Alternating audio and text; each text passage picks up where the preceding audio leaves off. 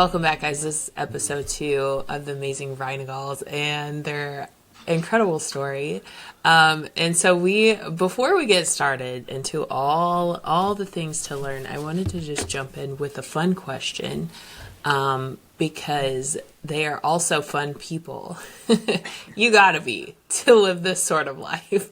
You gotta be a little unpredictable. But a little bit wild, just so our audience can get to know y'all more, what is the most useless superhero or talent you think you possess? So an example could be like, you can spot an ice cream truck from like 2 miles away. I know you don't have that there probably, but in the US, I would say mine is I can meow like a cat very convincingly. Like it could be a sound effect for a movie. I've got the pitch and Can you give a demonstration? dialect. Yeah, you gotta give us a demonstration now. I was afraid you were going to ask that. I haven't done it in a while. I really haven't done it in a while. But my friends in high school were really impressed with it. And they were like, you should do that for the talent show. And it's just like a very small meow. But I mean, I brought a friend for you. My mug this time is a cat. So yeah, it's like all full circle. That works out. It's true. But says maybe I'll do it at the end of the episode. That sounds good. But we'll give you some time to prepare. Yeah. What about you guys? What is a superhero or talent you possess? Don't know if it's a useless one. But when I first got to Mozambique, like people would point and like they'd say, Mzungu, which means white person. I realize I'm that person now, right? I can find a white person like halfway, or, across the parking lot or something, and I have to be careful not to point and stare And say Mzungu. Yeah. But yeah, that's it's kind of pretty useless. Pretty useless, yeah. Let's see. Do you have one for me? Oh, I don't know if you want. Oh, okay. I was thinking of. All of Carla's are probably useful. No, exactly. She's very good at almost everything. I've probably been able to play at least Mary Had a Little Lamb on almost any instrument I've touched. Yeah, she plays a frightening number of instruments. That's amazing. And it's always Mary Had a Little Lamb. No, not always, but like I can get to that level, which is of course level 0. But yes, yeah, amazing. Well, we should all display our talents at the end of this episode. Because clearly, we're a very talented white person. Right? Yeah. Already done. I got a recorder over here. Yeah. I love it. Well, we're going to jump right into this episode. But before we do that, I'm just going to hand it over to you guys real quick. If you could, just like last time, tell people real briefly what Equip Mozambique is, what it does, and who you people are in all of it. So John and I started Equip Mozambique in 2014, and it was with this calling to bring God's shalom, his wholeness, and the perfect society that he wanted, like from the beginning, from the Garden of Eden, of people who are whole and not broken, who have wonderful relationships with one another and with him. And we came to a place that is extremely broken and doesn't have very much of God's wholeness evident.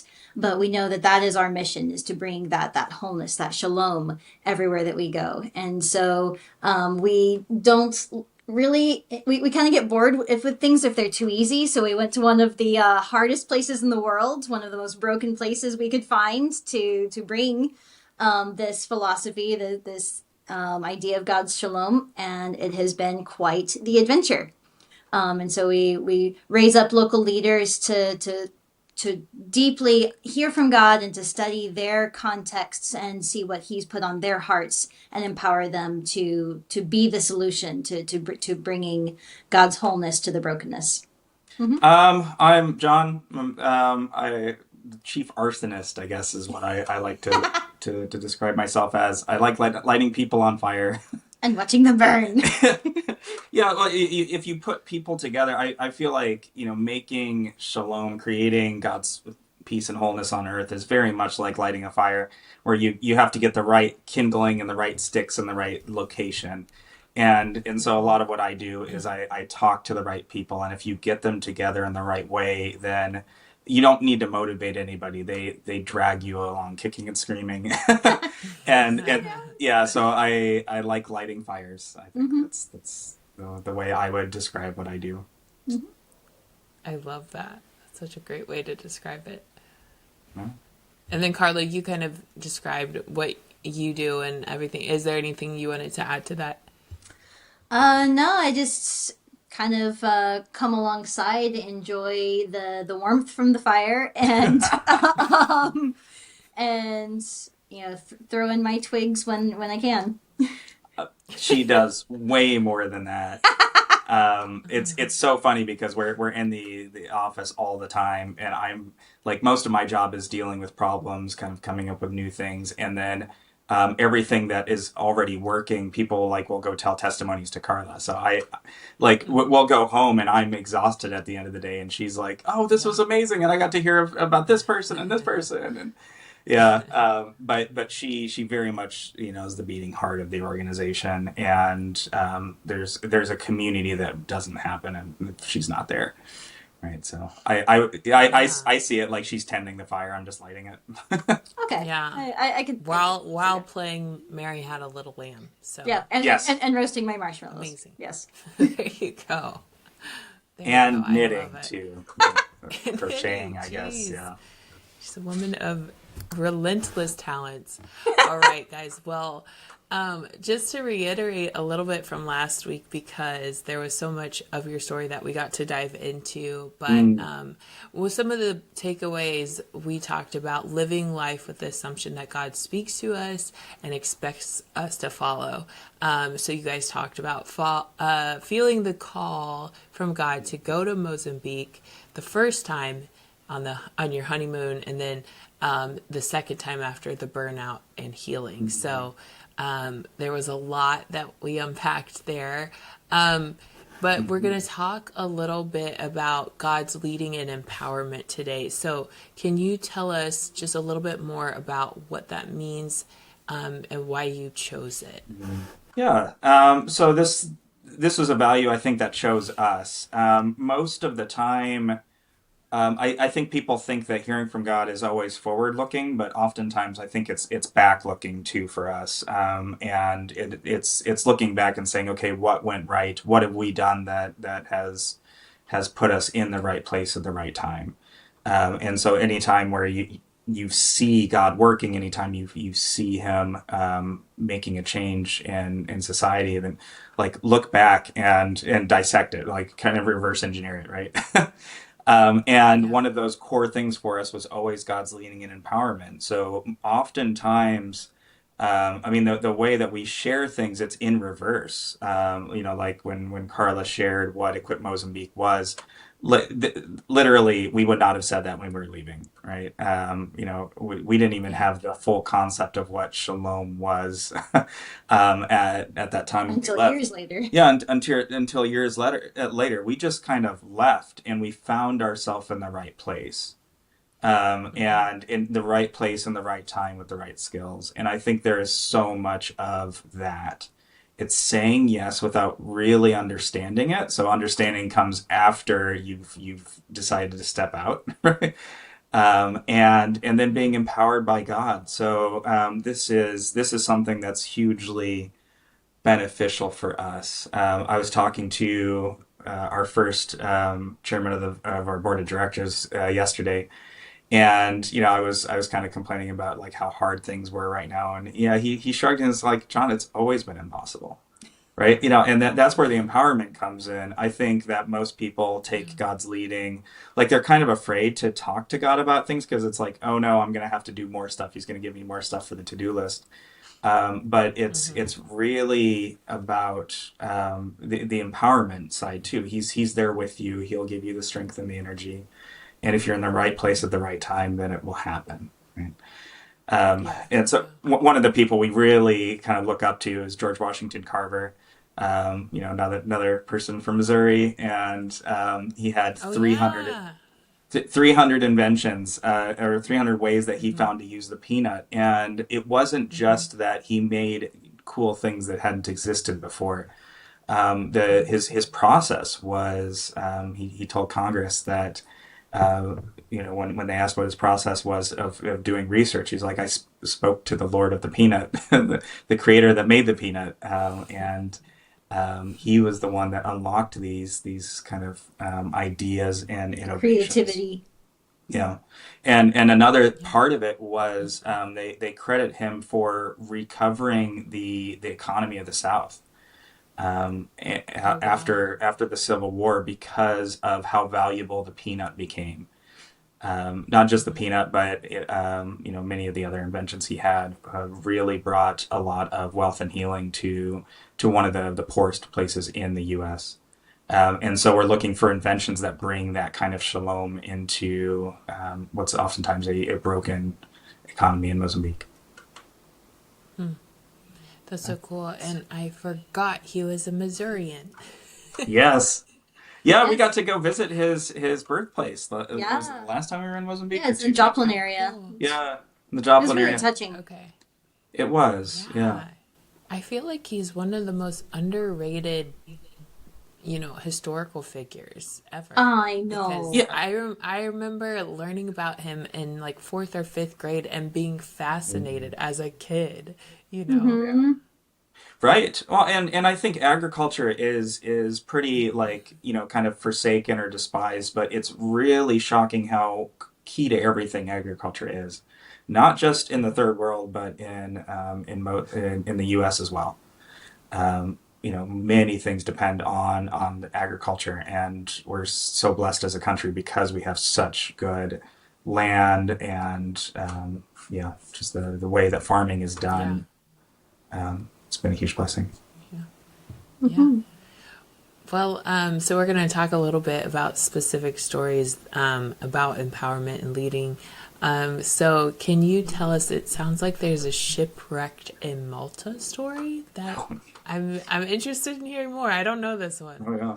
All right. So if of course in in the book of Acts, you have Paul. He's on this journey from Jerusalem to Rome, and he gets shipwrecked on the island of Malta. Well, it just so happened that as we were leaving the States in 2014, my parents were missionaries in Malta, like the same island of Malta where Paul got shipwrecked.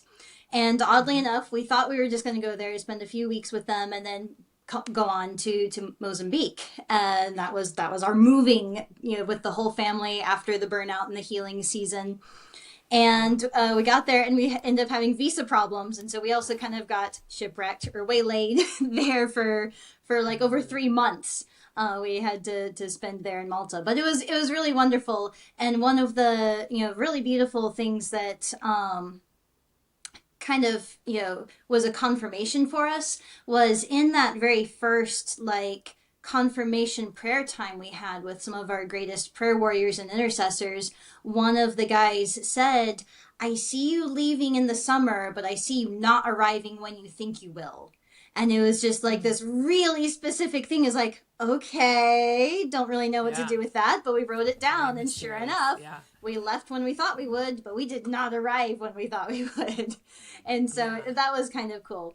But another really fascinating thing with that situation was, once we finally gathered up all the documents we needed to apply for the visa, they were like, okay, well, now you need to go to a Mozambican embassy.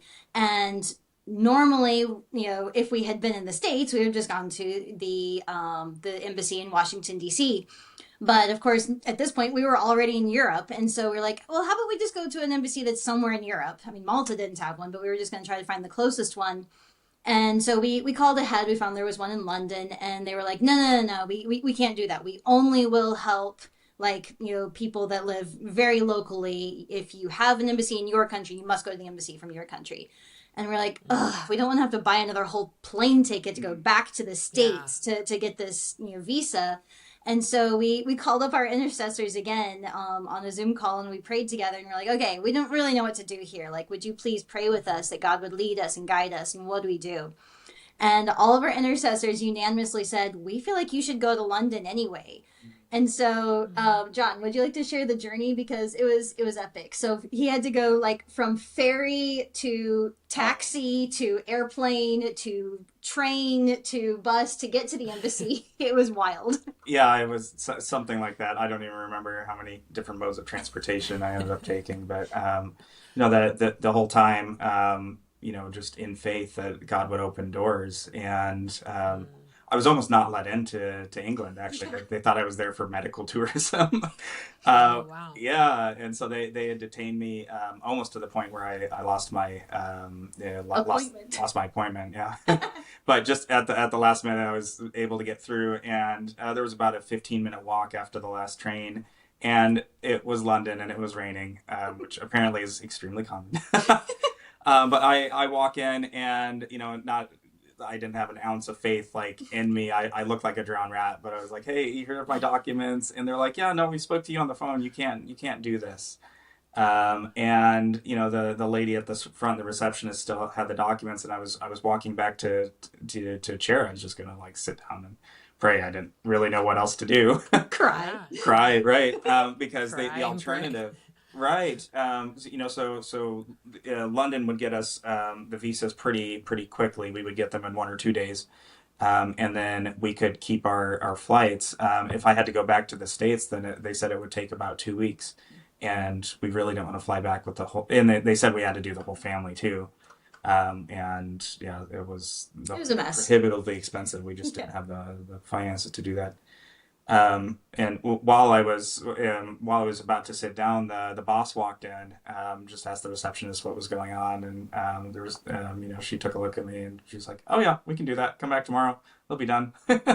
And just like that, like everything lined up, and we were able to go back to Mozambique on the timing that we were hoping for the second time around, right?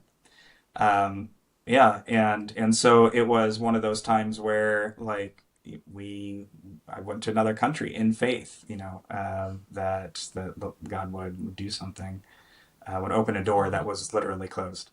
Carla's got this fun thing, she says, we don't really like the whole open door, closed door theology thing where, if you're not familiar with it, it's, what you pray and you just go through the open door. Like whatever's easy, whatever options seem to be just like, oh, this is the way that must be. Yeah, must be open, must be easy, and must be where I'm supposed to be.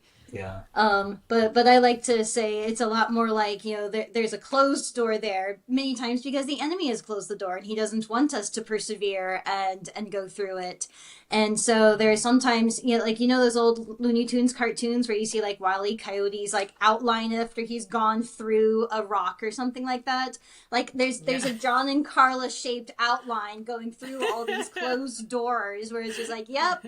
And that's where the door was closed. But by golly, we got through the other side of it anyway, because we persevered. And sometimes it hurts. Sometimes, you get out on the other side a little bit battered up with the little birds tweeting above your head. But hey, just because the door is closed does not mean that God closed it, is how we see it. Yeah. And you guys had the best metaphors this morning. All right, we're gonna try to keep them up. Yeah. So you did have a note on here about hearing from God through the poor and his heartbeat and the stories of redemption, and that was around the same time as all of this happening. So was there something that happened within all of that where? I think we just realized, it's just like we were saying, like, look at God on the rewind also. So, think of the things that went right, and study what happened there. But you can also hear from God in the poor. Matthew 25 is a bit of a key chapter there, because it says, oh, well, when did we do these things for you? And it was when you did them for the least of these, right? When did you give me a drink? When did you visit me in jail? And that's also, when do you hear him? Like, I can't believe how much I have learned from the poor, from the needy, and just from sitting down with people. Mm, And I am shocked actually at how many of our key breakthroughs have come by just sitting down with people and asking them questions mm. about their life, right? Wow. Yeah. So that comes from the widows. A lot of the work that we do with the widows ministry and with the sewing ministry is based on these conversations that we had. Mm, And every once in a while, they say something that we're like, oh wait, it's really a golden nugget or a kind of key to the next step. Yeah. yeah. So, Yeah. just a quick, quick one. We had a lady that we were interviewing, and she was quite well off before her husband passed away, but then Mm, the bank wouldn't give her the money afterwards, and so she ended up destitute. And then we talked to another one that lost her house, and we realized there's quite a few of those situations. And then we went to some of our banker friends and was like, what's the deal here? What's going on? And they're like, yeah, it's a bit of an open secret here. There is no yeah. payable on death, so the bank just kind of takes the money if there's nobody else on the account. And And very few married couples here have a joint account. It's a very low trust society, very, yeah, everyone's Oh, very, kind of private, even within married couples. And so interesting. if the husband dies, and so like payable on death, like it's like an optional, like tiny print thing on the 20th Mm, page of the bank documents. you have to wow. force them to do it, right? Right, And right. so So we've it's been it's just not telling automatic. everybody, like, if you don't want your family to live in poverty if you pass away, like, make sure that their name's on the bank account.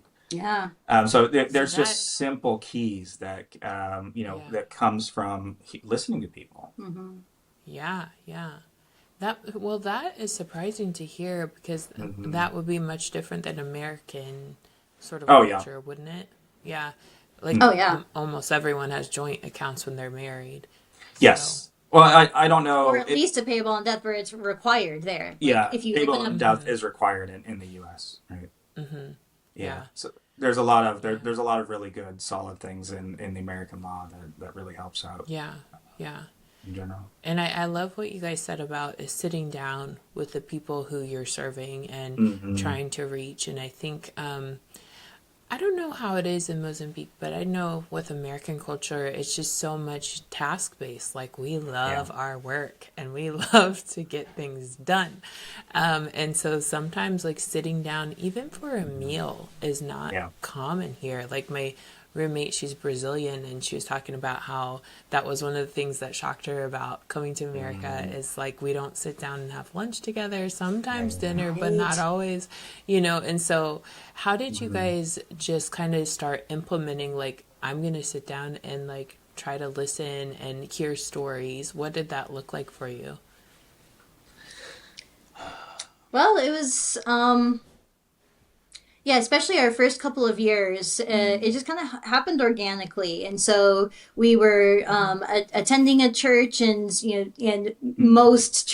most functions here, across the board, starts late and late, and so you end up with lots of time to chat with people, and while you're Hmm. waiting for stuff to start. Yeah, We yeah. didn't have a vehicle for our first like 6 to 7 months that we were here, and so we were taking public Oh, wow. transport, and so you're sitting next to people on the bus all the time, and you get to chat that way. Or we were asking bumming rides off of people that we knew lived nearby. It's just like, hey, can I get a ride to such and such a place? And so then you just chat along the way, and Yeah. so yeah, it was a really great way to sit with them and identify with them, hear from them, and like when we do the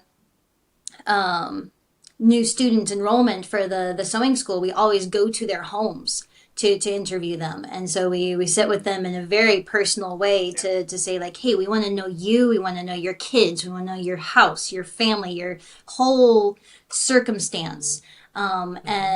And just to deeply understand them and where they're coming from so that we would then know how to help them best. Hmm. Yeah, if you're trying to be efficient in Mozambique, you're not going to have a good time. And Yeah. if you're German, you're going to struggle with the lack of punctuality everywhere. Right. But in that, you do. There's so many opportunities that you have to speak to people and to ask questions and to really kind of get down into their lives. Yeah, and just make space for people. Like I think in the U.S. we don't treat people as infinitely valuable like they are, right? And people are only valuable for what you can get out of them, and it's a pretty painful way to live, to be honest. Yeah. I think it's unfortunate because we only start to realize that when you get older and when you're approaching retirement, and then when you're on the outside, then you don't feel as useful anymore, and then you don't feel as valued. But here in Mozambique, you're valued just because you're a person, right? Yeah. And so there's actually a number of cultures. Part one of like whenever you're meeting somebody, it's always like, hey, what's your name? And then almost always number two in the U.S. is, well, what do you do? What's Right? your job? Yeah, what's your job? Yeah. And that's not how you ask things in Mozambique, right? That's secondary, tertiary, right? It's always family next. And so every single conversation, it's actually offensive to go up to somebody and say, "Hey, can you do this for me?" or whatever. You always have to start with, "Hi, how are you? How's your family?" All right. Now, after everybody's okay and good, then you jump into work stuff. And so And this it's is just a literally cultural thing. everywhere. Like if I'm, at the grocery store checking out, I Yeah. greet the cashier like they are a human being that deserves being seen, being known, Yeah. being asked, "How is your day going?" It's not just Yeah. like check out my stuff and here's my money. It is there's a connection that's just expected. Yeah, and a value of you just as a human. There's so many Mozambicans I know that are living what I would consider a more fulfilled life, Oh, for sure. Yeah. Yeah. especially And when it you get is, yeah. older. Yeah. Yeah.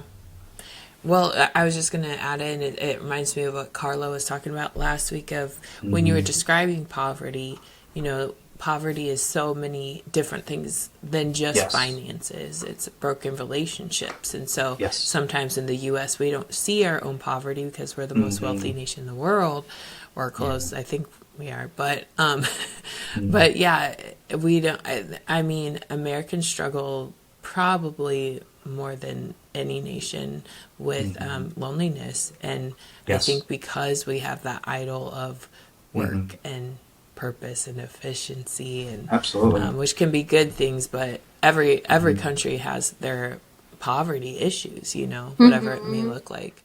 Yeah, well, and then countries like the Netherlands track what they call disease-causing loneliness. And so there's a loneliness that's okay. It's kind of normal, but then there's what they call disease-causing loneliness. And once you're lonely, then almost everything is harder for you.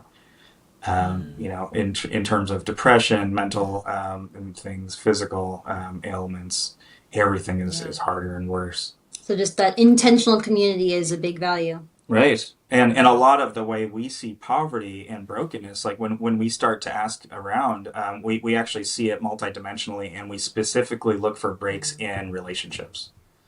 And so how do we restore those kind of relationships together? So when you guys were kind of discovering this value, how did you start to apply that for the whole of Equip Mozambique? Yeah, that's a great question because it's cool to have our own kind of stories and testimonies, which there are many.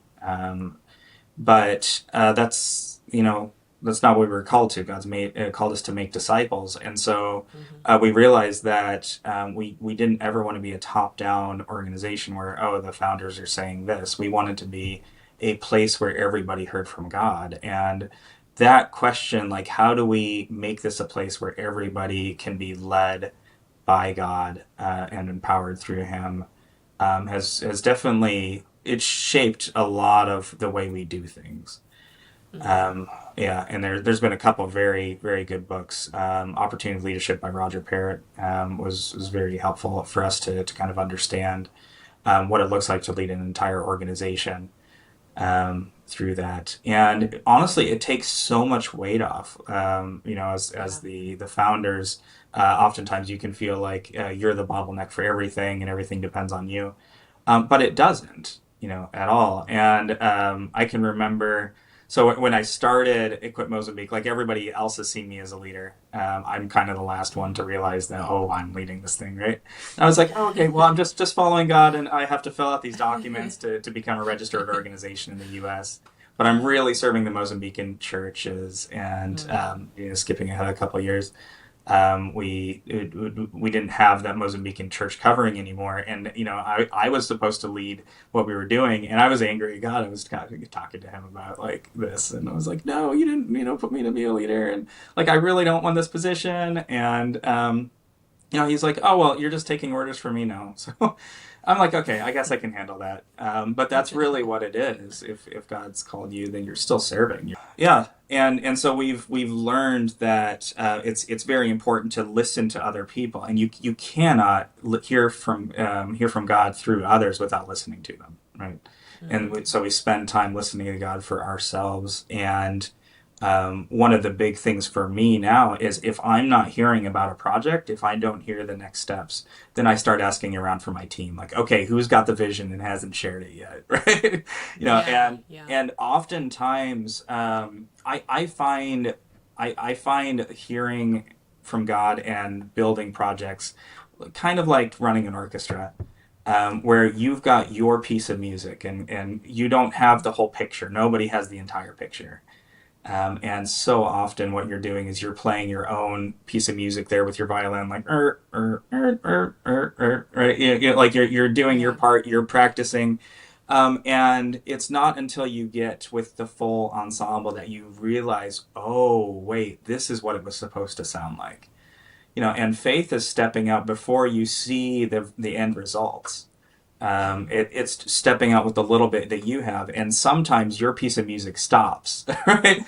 And then you trust that somebody else has the next piece of it. And I have found that to be very much the case. Sometimes that's with our own leaders. Sometimes that's with our partners. And so oftentimes when my vision stops, that's when I start asking around to say, okay, has anybody else kind of found the next step for this? Yeah. Another great metaphor there. Oh yeah. Continuing on with this. We're going with all the metaphors this time. Yeah. That's one that's kind of continually spoken to me. I love it though. Yeah. Because if you don't step out in faith in the small time when you don't understand, then you're not ready when the orchestra is playing, right? Mm-hmm. Yeah, and I just wanted to share, like, there was one point when we were in this board meeting and talking about expanding internationally, and one of the board members said, yeah, but, like, where are we going to find another couple exactly like you, where, Carla does sewing and, Jon does tech? Like, where are we going to find someone else who does sewing and tech to replicate Equip Mose, in another country? And I remember telling this board member, like, no. Like, we are not sewing in tech. We are listen to God and see what he wants you to do in your community. And I think a beautiful example of that is when we did finally plant in another country. So there was it was a Zimbabwean guy named Tinashi who lived here in Mozambique, in our city of Beira, for several years. And that's where we met and got to know him. And he just really fell in love with the vision of Equip Mozambique. And then when he moved back to Zimbabwe, he wanted to take that with him. He wanted to take that vision, that the DNA, the values of Equip Mose there. And we just told him, like, okay, well then pray and see what God has for you. And he did not start anything techie. He did not start anything sewing. He was like, God put on my heart to do drug rehab, because he had this, really devastating thing happen in his own family where his older brother got addicted to drugs, and he watched his entire life fall apart. And he was like, this is what God has for me. And it's like, awesome. And so the DNA of Equip was listen to God and let him show you the areas of brokenness where he is personally called you to be the solution and bring shalom. And that is how we were able to expand internationally without cloning ourselves. Yeah. Yeah, Well, yeah. and just to share, that was a multiple year Yeah, discussion. process. Yeah. So Yeah. it was probably three or Yeah. 4 years, back and forth. So we were, he's like, oh, well, I kind of want to do this. And, like, Tanashi is a very excited person. So, He's and he's very like, visionary you're too. right, Yeah. right, very visionary. And so he's like, oh, I want to do this. I want to do this. And I'm like, yeah, let's just make sure it's the thing that God's calling you to before we jump on Yeah. it. Yeah. And what I tell my team is the litmus test is like there's one day that's more important than any other day. It's when you are there face to face with Jesus, right? So after you die or after he comes back, he's going to say, well, what did you do with what I gave you, right? And you're going to have to give an account for what you did. What's the first thing that's going to come out of your mouth? If that's not this project that you're saying, then we're not ready to go yet. Right? If you're going to lead something and we're going to spend the next, decade of our life building something, then you want that to be where something that's so core that that's what you're going to tell Jesus when you meet him face to face. Yeah. Yeah. And yeah, after, it was maybe 10 or 15 different things. He was like, oh, well, I want to do this. I want to do this. And some things we'd help him out on, but, just small initiatives he wanted to do. But, yeah, when it was so different when he called, it was like, I've got to help my country with drugs. It's not just my brother, but everybody is struggling with it right now. It's something that's new, that's come in, and people don't know what to Yeah. do with it. Yeah. And yeah, the weight was such a different thing that time. And yeah. And then after he got that vision, I realized I know nothing about drug recovery, drug recuperation. I don't know Because what works. thankfully, that hasn't been a part of our story. Right. Yeah. I mean, we Yeah. worked with some people that kind of have come out of a life of drugs, but it's been one or two people. And so we ended up calling a number of people that, from the States that knew more about drug rehab and recovery. And Phil Cohen was a key person in that, just kind of connecting us to the right people and Celebrate Recovery. And we had an idea for a rehab center. And then we realized just with the resources that we had, we couldn't really do that. But and then it wasn't really what Zimbabwe needed first. And so it took us another probably 5 or 6 months of research to realize that Celebrate Recovery small groups where you could just be open about your struggle, where you can connect with people that are also living a life of addiction, was the next step for Yeah. Zimbabwe. And the fruit from that has been incredible. Yeah, so Tanashi and the team have ministered to over 12,000 people this year alone, just Really? in drug Wow. recovery, Wow. through small groups, through seminars. They've been invited to church conferences. They've been in schools, and they're working in all of these different places. And so when we talk about God's leading and empowerment, sometimes it looks slow, right? But then when it's moving, you're in the right place at the right time, and it moves way faster than anything you could humanly accomplish. And I love what, we talked about this a little bit last episode too, but Hmm. just the idea of God wants to speak to you about, Yes. how he's designed you, what he wants you to do, and to answer Hmm. the question that Jesus has for you at the end of your life. Yeah. And so, I think that's just so encouraging. I think sometimes people get stuck in thinking, what their job is or career is based Hmm. on like what is available in the market or things like this. Yeah. But I think what makes Equip Mozambique special is you guys look out what are the problems and then how, similar to what you learned with teaching the students, how you are the solution and how God has Mhm. actually designed you to be the solution.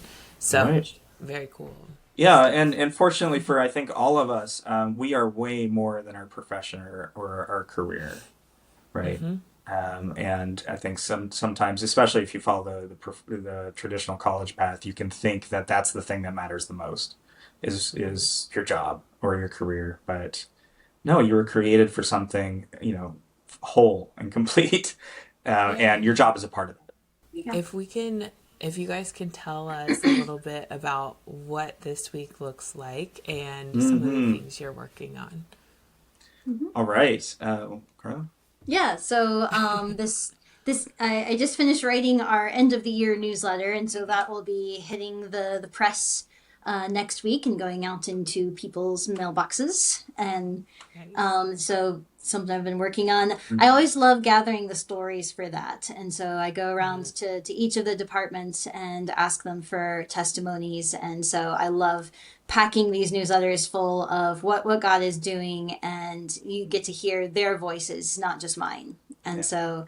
so that was really fun to write. And yeah, we've only got a couple weeks left for the year, and so there's a Yeah. lot of just kind of the end of year wrap up stuff. A couple of things we're doing is filming some interview videos, as one of our projects we'll talk about later is empowering local leaders of kind of grassroots nonprofits. So there's so many people that are that feel the call to be a solution and don't know how, and so we're building this whole system. And one of the things is filming some videos of successful leaders and getting them to share their stories to be an inspiration and a roadmap.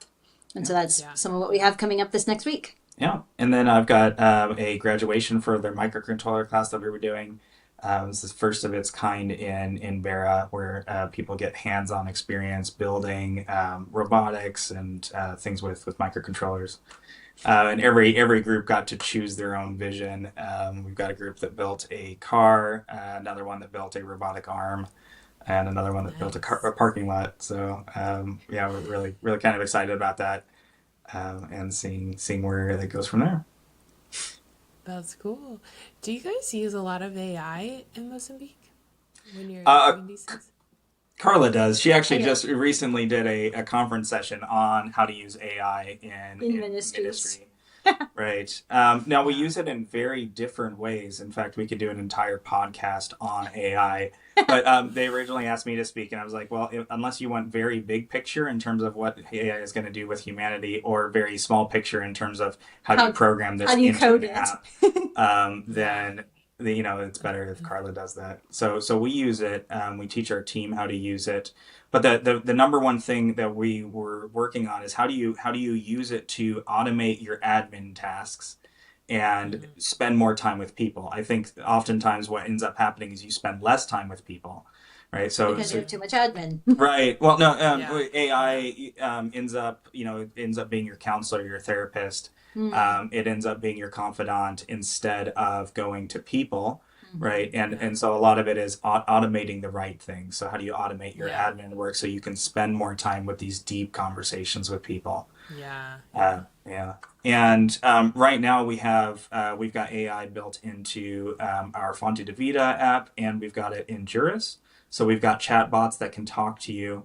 This was a major thing in a weird place, but whenever you're talking to a chatbot, we realized that few people could spell the names of the Bible chapters or of the Bible books. Right, so nobody could get Ecclesiastes, right?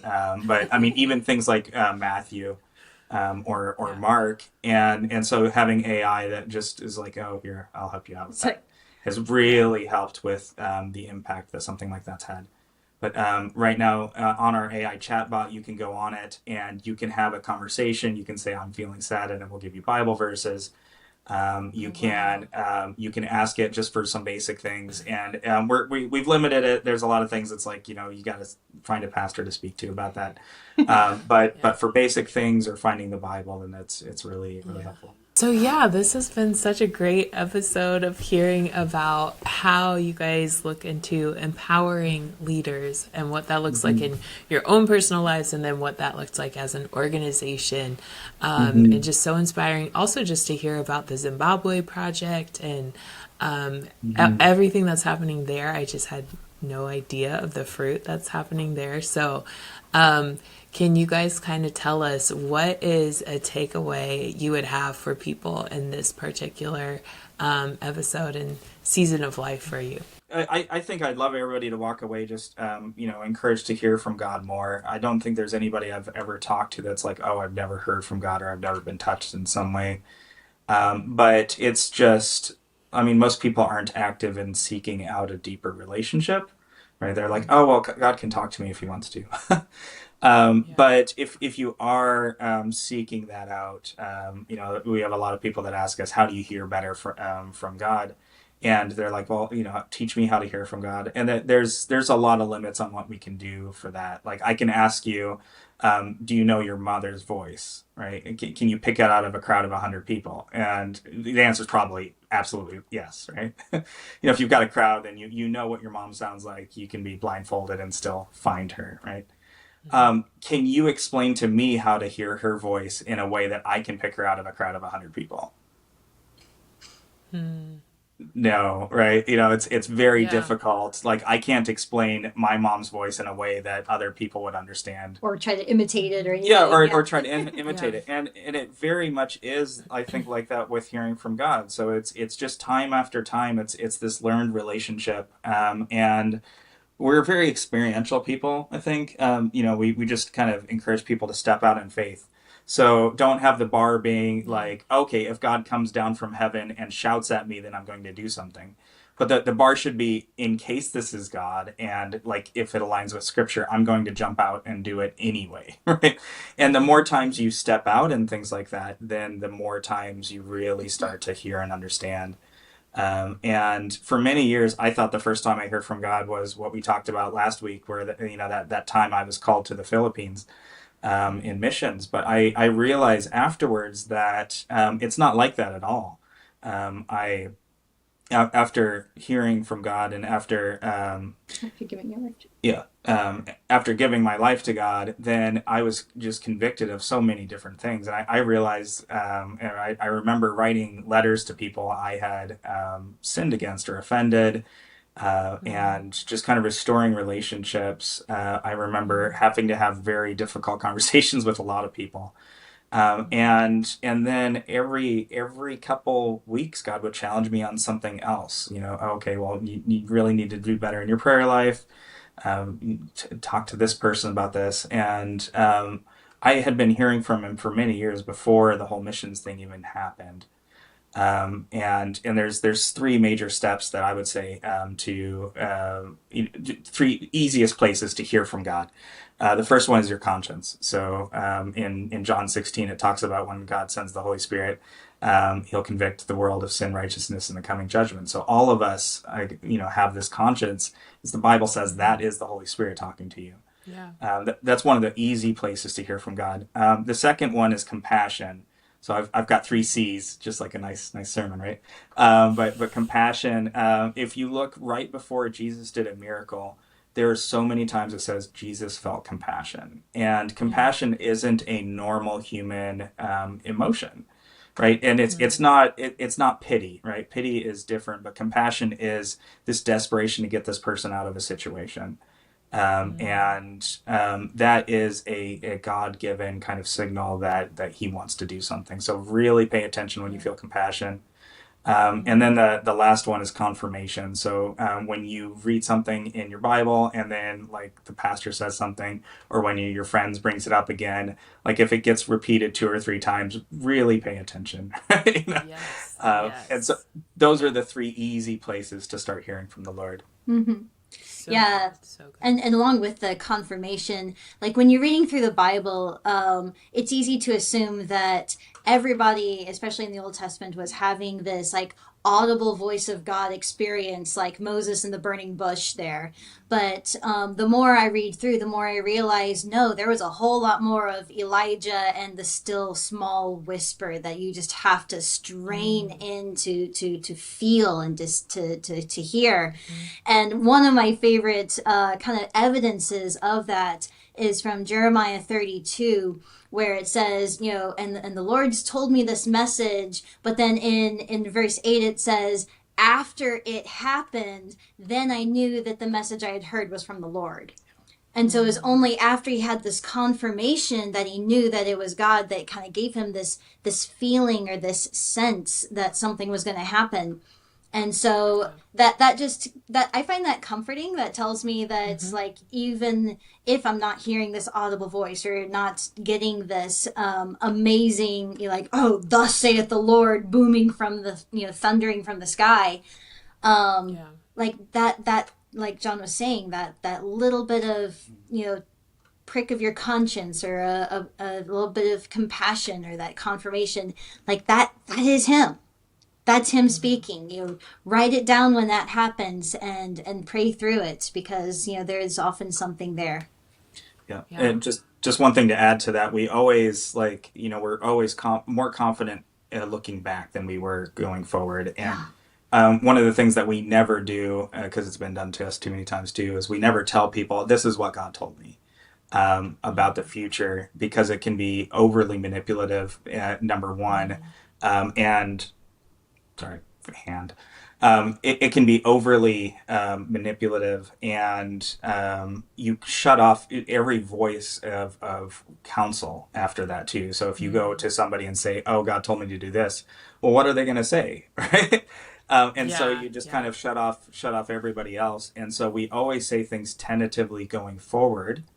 And looking back, when it's confirmed that, okay, something really miraculous did happen, the right person was here at the right time, then we say with certainty, okay, this was God that did this. There's a lot of things that we step out on, and we're still not sure if it was God or not. But so we only share with certainty the things that something miraculous ended up happening because we stepped out in faith. Hindsight's 2020. Hindsight is 2020. Yeah. I feel like I've learned so much from you guys just in this 50 minutes, but we are at our time right now. So if you guys are watching episode 2, we just encourage you to get on Equipmo's website to find out more of everything they do. There are so many projects we're just scratching the surface of on these episodes, because they do so many, and the teams there are incredible. So if you're interested in learning more about their projects, you can go to equipmos.org.